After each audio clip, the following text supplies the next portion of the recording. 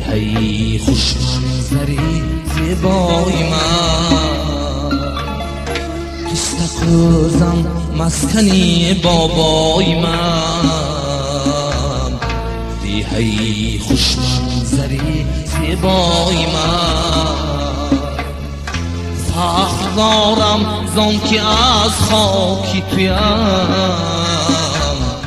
در کناری تازه و پاکی تویم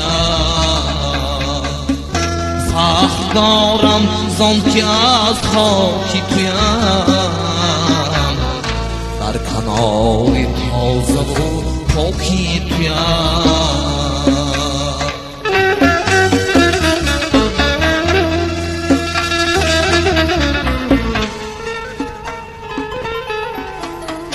دیهی من آواز دارد در جهان با همه مردمی اهل و قهرمان زنده گردانیم نامی جمله را دامبولای و هادی بای کنجرا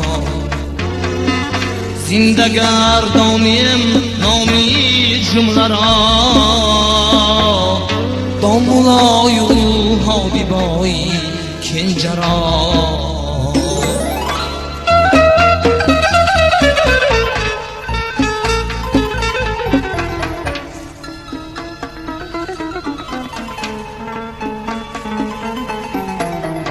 ساکنانش خوش زبان و دلنواز مردمش با معرفت مهمان نواز گر به درگاهش قدم آمد کسی دلگشا گیرند آنها پیشواز گر به درگاهش قدم آمد کسی دلگشا گیرند آنها پیشواز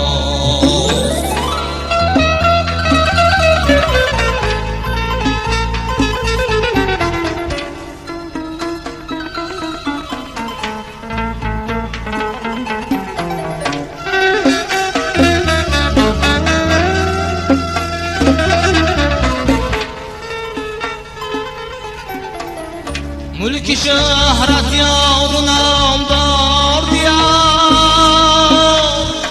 خلق مردش در رهی عهد استوار زحمتی و مهنتی و غیرتی من از این خلقم نمایم افتخار استقازم مسکنی بابای من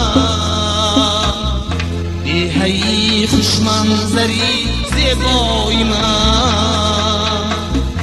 فخر دارم زان که از خاکی تویم در کناری تازه و پاکی تویم فخر دارم زان که از خاکی تویم در کناری تازه و پاکی تویم در کناری تازه و پاکی تویم